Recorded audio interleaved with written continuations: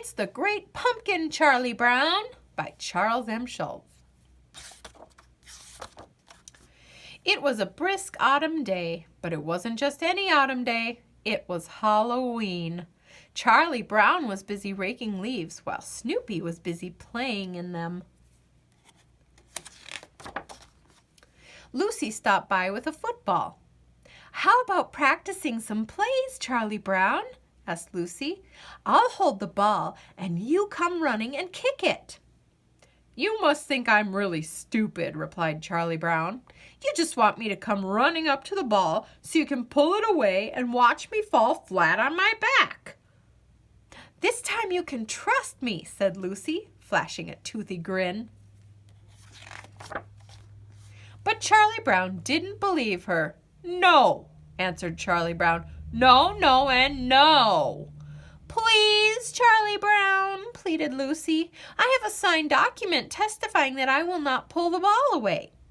Charlie Brown grabbed the piece of paper and studied it. "It is signed. I guess if you have a signed document in your hand, you can't go wrong. It looks like I'm really going to kick the football this year."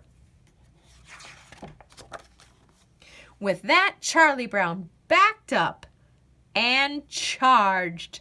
Just as he was about to kick the ball, Lucy pulled it away, and Charlie Brown fell flat on his back. "Ah!" Charlie Brown screamed in pain. Lucy picked up the piece of paper. "Funny thing, this signed document was never notarized." Meanwhile, Linus was inside writing an important letter. "Dear Great Pumpkin, I'm looking forward to your arrival on Halloween night." Charlie Brown approached his friend. "What are you writing, Linus?" "It's the time of year to write a letter to the Great Pumpkin," answered Linus. "Who?" asked Charlie Brown, looking confused. "Every year on Halloween night, the Great Pumpkin rises up out of his pumpkin patch and flies through the air with bags of toys for children everywhere," explained Linus. After Charlie Brown left, Linus continued writing his letter. "You must get discouraged because more people believe in Santa Claus than in you.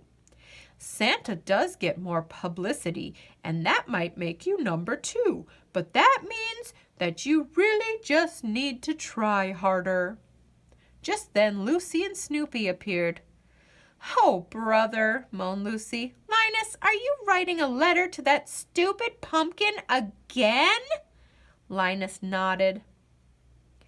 "I am the laughingstock of the neighborhood because every year my little brother writes a letter to the Great Pumpkin," cried Lucy and stormed off. Sally appeared just as Linus was signing his letter.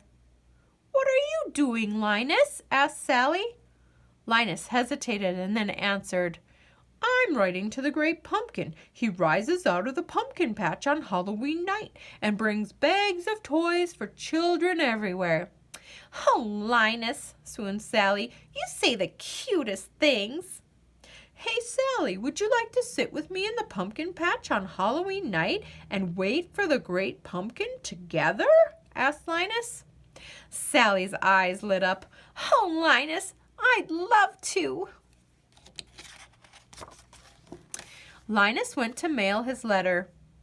"Really, Linus?" cried Lucy. "Just how do you think you are going to mail that letter anyway? You can't possibly reach the mailbox, and I'm not going to help you."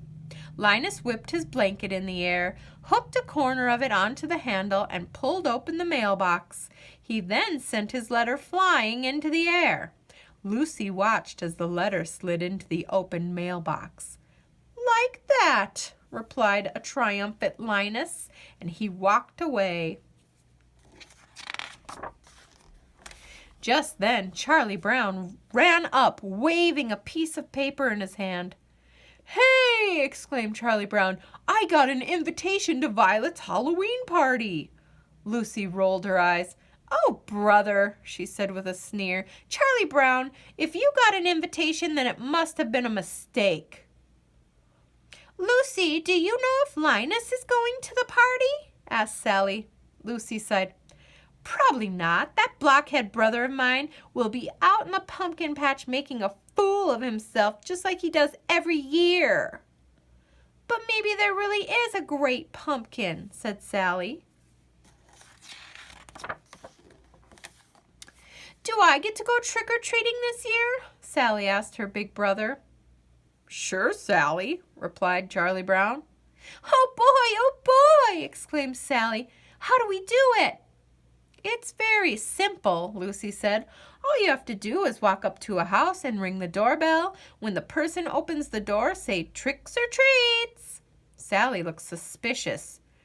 Are you sure that's legal? Oh, good grief, Lucy cringed. Of course it's legal. Everyone met later that afternoon at Lucy's house in their costumes.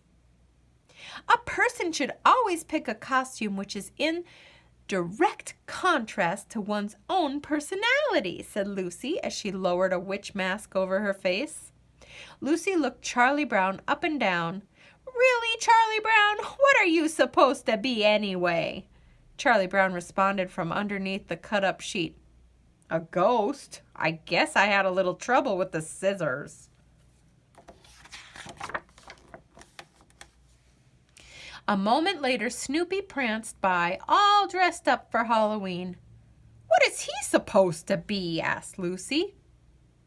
That's the World War I flying ace, replied Charlie Brown. Now I've heard everything, cried Lucy. Okay, everyone, we'll go trick-or-treating and then head over to Violet's for the Halloween party. Everyone got their bag to fill? The trick-or-treaters passed Linus, who was settled in the pumpkin patch waiting for the great pumpkin. Have you come to sing pumpkin carols? Asked the hopeful Linus. Oh, good grief, cried Lucy, throwing her arms in the air. Lucy turned to Sally. Well, are you coming with us or not? Sally looked back and forth from Linus to her friends and then back at Linus.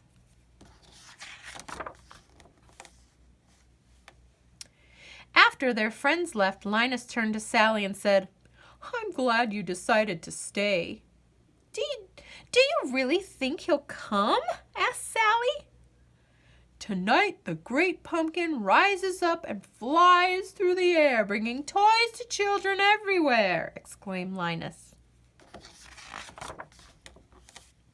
Meanwhile, the trick-or-treaters were starting their rounds in the neighborhood. Each time someone opened their door, everyone cried, Trick or treats! Could I have an extra piece for my blockhead of a brother, please? Said Lucy, flashing a toothy grin. He couldn't come with us because he's sitting in a pumpkin patch waiting for the great pumpkin. Everyone met up on the sidewalk to size up what they received. It's so embarrassing that I have to ask for extra candy for that blockhead Linus, said Lucy as she looked through her bag. Looks like I got 5 pieces of candy. And I got a chocolate bar, added Violet. I got a gummy candy, said Pigpen. Charlie looked in his bag with disbelief. I got a rock? The trick-or-treaters worked their way through the neighborhood. After every few houses, they stopped to take stock of what they had received. Nice! Exclaimed Lucy. I got 3 cookies. And I got a fudge bar, said Violet. Pack of gum, added Pigpen. A rock, cried Charlie Brown. Not again! When everyone finished trick-or-treating, they started walking to Violet's house for the party. On their way, they passed by the pumpkin patch. Well, has the great pumpkin been by yet? Asked Violet with a smirk. You missed trick-or-treating, and now you are going to miss the Halloween party, said Pigpen. Sally stepped forward and replied, You all think you are so smart. You just wait. The great pumpkin is going to show. Linus knows what he's talking about. With that, the kids left for Violet's house. Once at the party, everyone started to partake in the Halloween festivities. Some were carving pumpkins, while others were getting ready to bob for apples. "Out of my way," said Lucy, stepping up to the barrel. "Let me show you how it's done." After a few seconds, Lucy pulled her head out of the bucket, but instead of just pulling out an apple, she pulled out a beagle. "Ew!" cried Lucy. "My lips touched dog lips. Gross!" Later at the pumpkin patch, Linus and Sally were still waiting for the great pumpkin to make an appearance. Suddenly, a rustling noise came from the middle of the pumpkin patch. They both turned toward the noise. "Look!" Linus cried, pointing toward the moving shadow. "There he is! It's the great pumpkin! He's rising up from the pumpkin patch!" Linus was so overwhelmed with excitement that he fainted. Within seconds, Linus came to and sat up. He looked around and asked, "What happened? Did I faint? Did he leave us any toys?" "I was robbed!" Sally yelled. "Halloween is over and I missed it. You kept me up all night waiting for the great pumpkin, and the only thing that came was a beagle." "When the great pumpkin comes, I'll still put in a good word for you," Linus yelled to Sally, but she was gone. "Oh, great pumpkin," moaned Linus, "where are you?" Later that night, Lucy woke up, looked at her clock, and went to check on her brother. He was not in his room, so she went outside and found him sleeping in the pumpkin patch. She picked him up, carried him home, and put him to bed. The next morning, Charlie Brown and Linus met up. "Well, another Halloween has come and gone, and all I got was a bag full of rocks," said Charlie Brown. "I guess the great pumpkin never showed." "You just wait until next time next year, Charlie Brown," cried Linus. "I'll sit in that pumpkin patch until the great pumpkin appears, and I'll be there." The end.